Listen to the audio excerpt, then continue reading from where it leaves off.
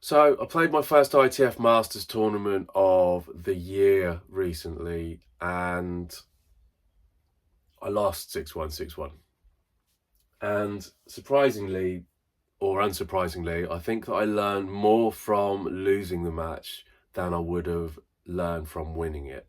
And one of the things that I did learn is that competition exposes the reality of your game.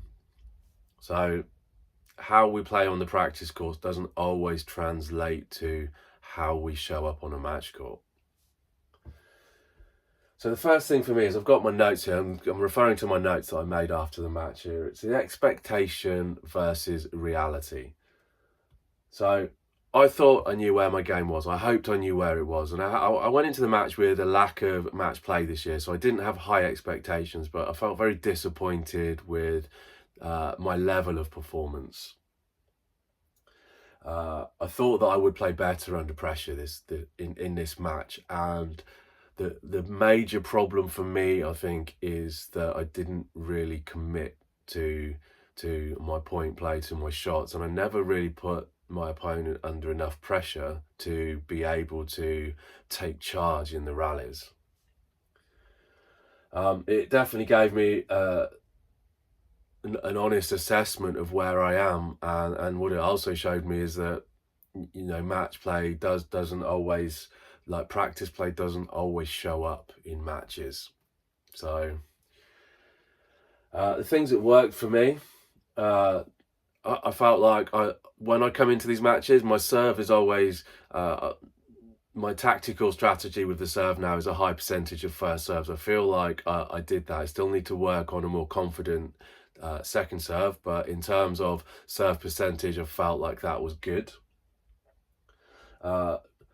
Return of serve, I've started to block the return. My main objective on the return is to get the ball back in play. So I've had a lot of trouble with the return in recent matches, just purely through lack of match play and practice. And so I found that standing in and blocking the return volley styles is actually quite a productive and consistent way for me to return. So that was a big positive for me that I'm going to continue to implement.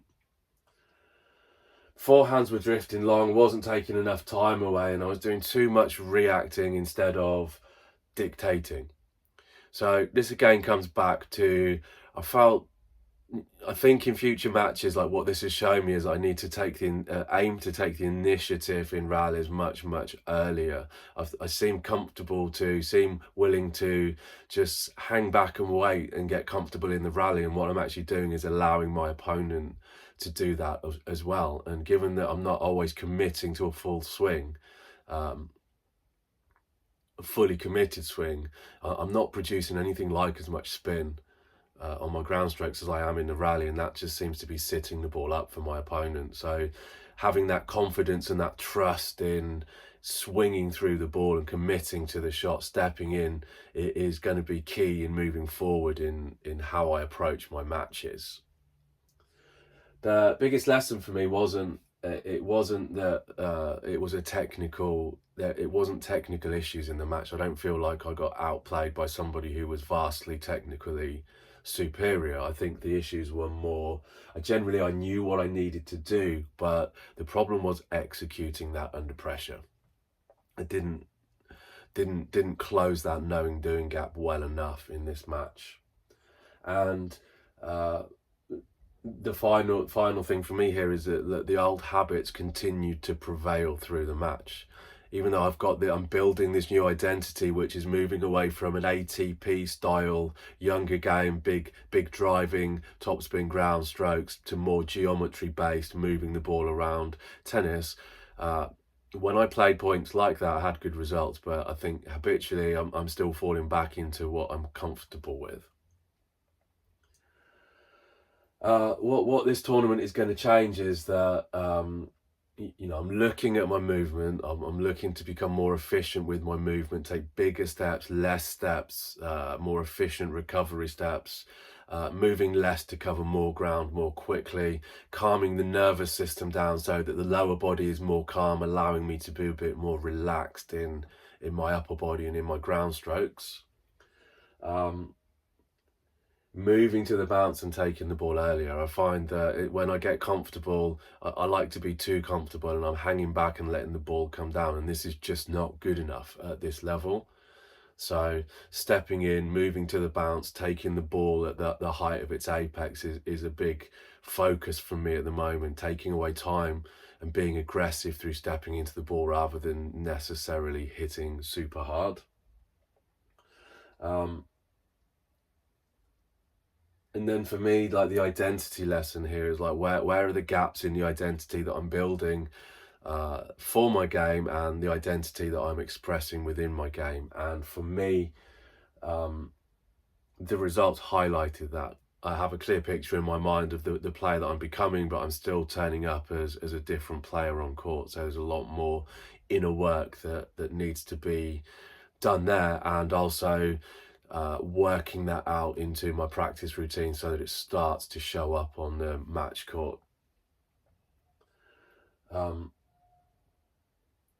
So the result wasn't what I wanted, but the information was valuable. I think you win, you learn a lot more by losing than you do by winning if you're willing to be analytical and look objectively at why you lost. And this is what I'm doing. I'm taking this year really to be a building year, to be a information gathering information year, and learning about myself as a player, learning about my strengths and weaknesses on the court, having not competed for many years, and strengthening the areas that need to be strengthened and building different areas and becoming a more complete player. So I think what we're going to see this year is rankings and ratings and all of this stuff are probably going to take a step backwards in order to be able to take 2 steps forward a little bit further down the line.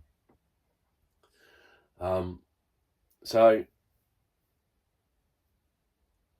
I think the one line takeaway for me here is that the first ITF tournament of the year, it didn't tell me how far away I am from